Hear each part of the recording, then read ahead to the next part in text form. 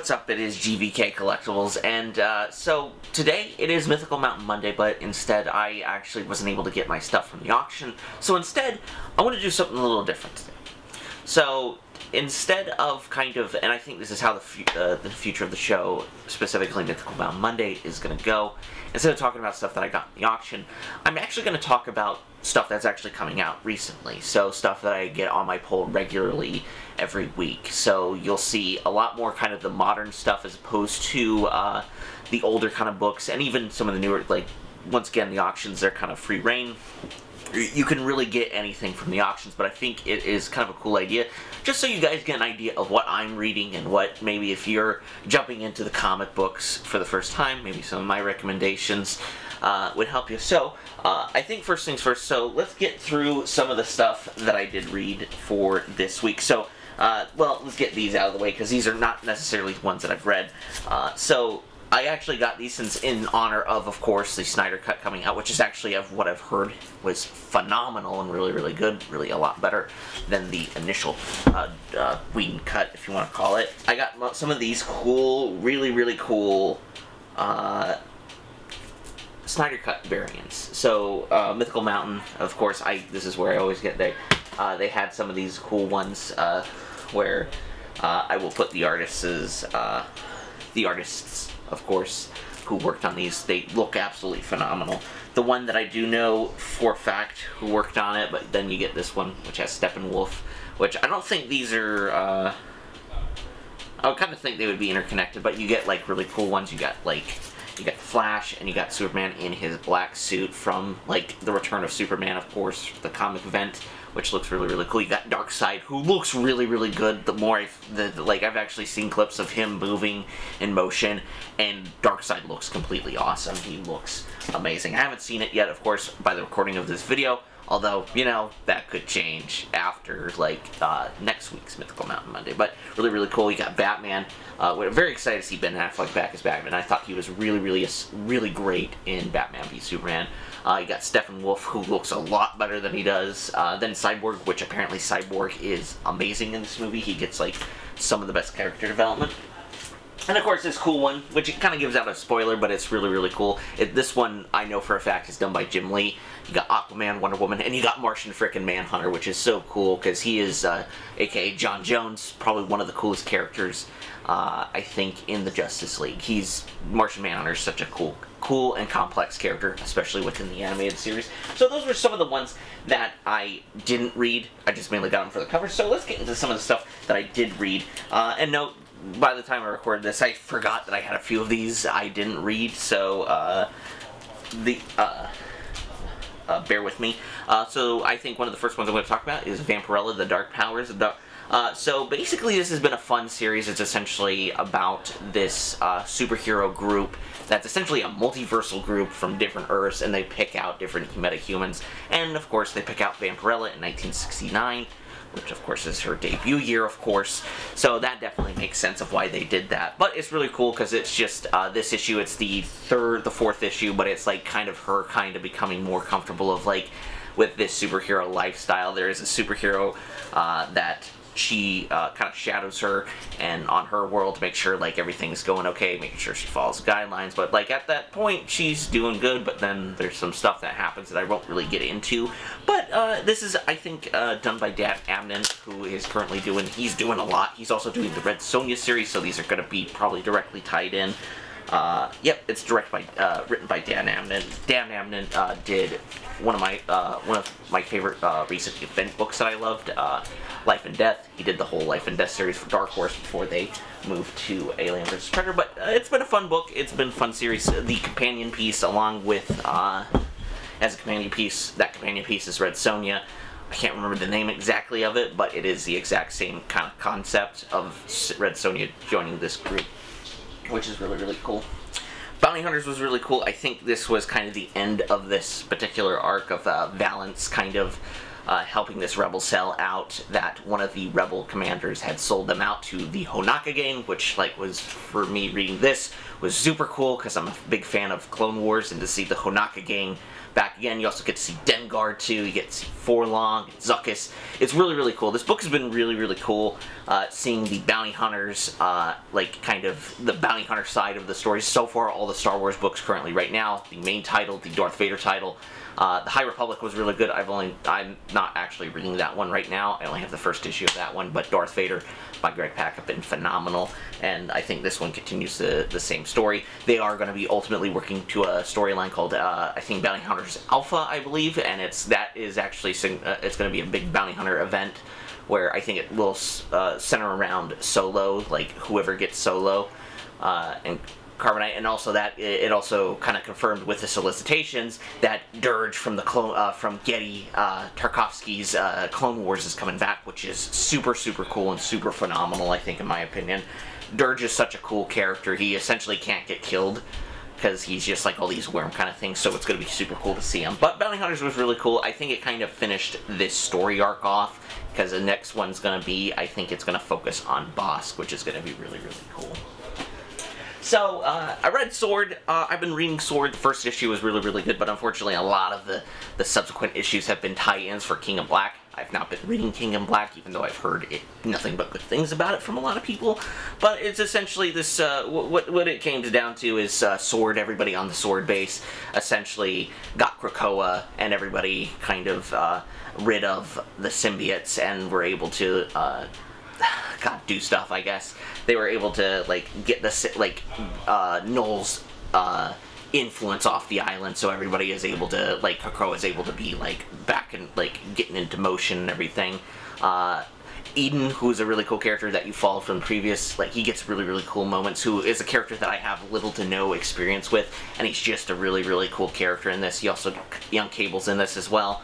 But, yeah, it's a pretty fun book. It's written by Al Ewing, of course, I think, with this, and it's going to be interesting. I can't wait for the series to go back to its normal kind of proceedings, because, because that's the thing. I'm not dissing King of Black at all, but when you're not reading an event that's specifically a tie-in towards that event, you just kind of don't care, because it doesn't really apply to the story that you're reading within the comics right now. The next one I read was X-Force by, I think, Percy, well, let me get the creative teams out of the way, because I've been, and I'll do that for the future, too, when I'm talking about these books, because I don't want to, like, discredit any of these. It's by Benjamin Percy, and X-Force has been, actually, X-Force was the first book that I picked up from the first ongoing book, but it basically is about Kid Omega, Quentin Quire, and kind of coming to, like, kind of learning what the hell is going on, because there's a psionic attack going on Krakoa, and he's trying to figure it out as he's trying to, like, stride out and be his new identity, because he keeps, like, even though he's an Omega level mutant, super, super powerful, he keeps on dying on every mission and gotta get resurrected every time. So he's trying to, like, come to terms with that. And Quentin's actually, like, I thought a character I was gonna really, really hate when I was starting to read it, because I had heard nothing but negative things about Quentin Quire. Quentin Quire's he's so cool. Like, he's a fun character, and he's also he has a completely different attitude than he was when his first appearance, which really, it's a good change of a pace. X-Force has been nothing but a phenomenal book, in my opinion. So, now, this is where we get to the last three that I read, and these are going to be my recommendations for everybody who watches this. So, the first recommendation that I'm going to put is the new Image book by James Harden and art by Dave Stewart. It's called Ultra Mega. Ultra Mega is, another kaiju book, which, like, I say 2021 is the renaissance of the kaiju era, because we got Godzilla vs. Kong, we're getting Shin Ultraman, we're getting Godzilla Singular Point, we got Pacific Rim, the Black, we got the Trials of Ultraman series, which you may see later or not, and we got all these comics. Godzilla's coming back into comic books, and we got Big Girls, of course, which is a phenomenal book too, and we also got Ultra Omega. So the first issue, like, it kind of blew my expectations of what it was, because I thought this was essentially going to be the characters that we saw in the beginning of the book. Let me get their names real quick. So, as I said, this is going to be a completely newly formatted kind of story. But there is a character. It focuses on primarily a character who, like, there are 3 characters that you get to see, and apparently there's this virus, this kaiju virus going around, which, you know, that's very timely, but it's actually really, really good. Like, one thing I will say about this book that I did not expect, it has a lot of gore in it. I was not expecting. One, it's an Image book. You can get away with that more as opposed to, even though I'm not saying that the Marvel or DC books don't have blood in them, you can definitely have those. I will be right back, actually, because the camera is about to cut out, and I just realized that, so I will be right back. The mainly book... Okay, so I'm back. Sorry, guys. So, the main book, it follows this guy named Jason, who is bestowed with this power to be able to change into, like, a Ultraman. They very much, like, look like Ultraman. And there's also 3 other guys who get this power, too. And they gotta fight, and it's actually learned that the guy's, Jason, the main guy's ex-wife, actually was infected with the kaiju virus, and, actually ended up having a kid who was pregnant at the time and had a kid. So then this kid turns into this gigantic, monstrous thing, which, once again, and also I should say, spoilers, like, actually I will give in the base, but changes into this nasty thing, and there's a big fight and ensued.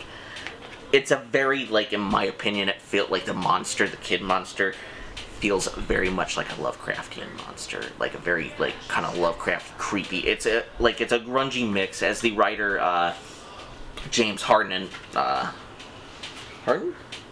Yeah, I'm pronouncing that right. Said he wanted to mix kind of his interest of, like, kind of RoboCop, Devilman, The Evil Dead, and you can see those influences here and there, which I really appreciate. It's very, very violent. But it's a very beautiful book, very gritty kind of look for the book and the art style, especially for the one that contains this type of story too.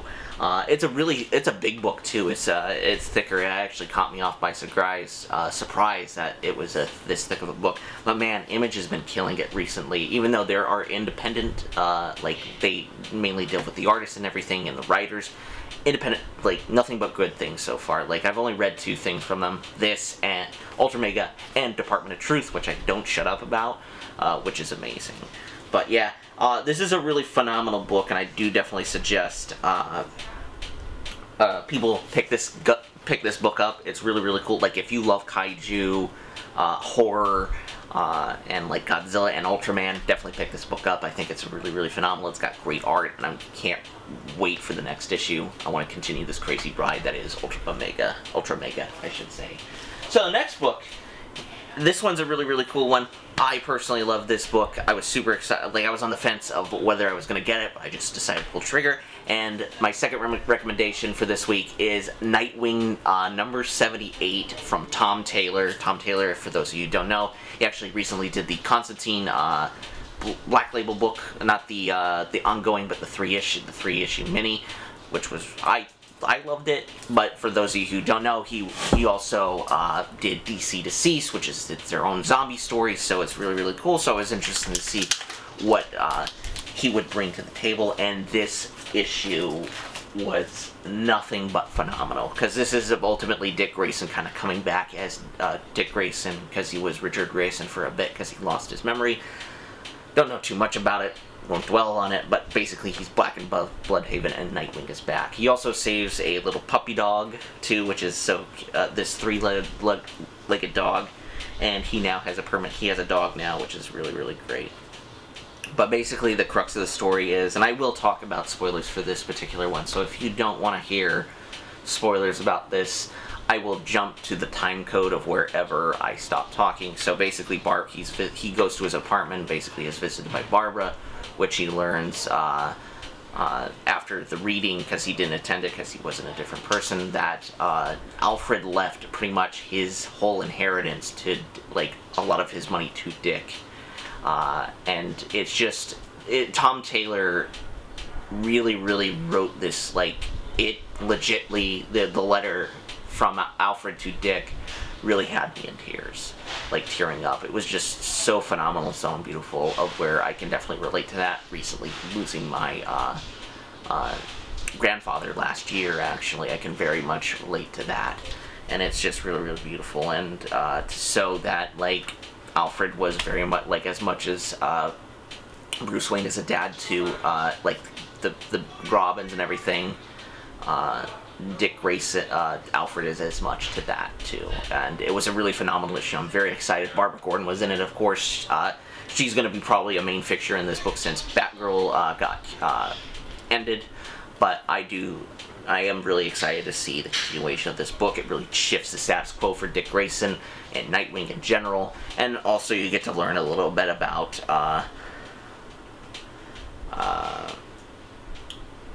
a specific character that will get, but like once again, the art in the book, the art is done by, let me get the artist real quick, which is funny because I like it.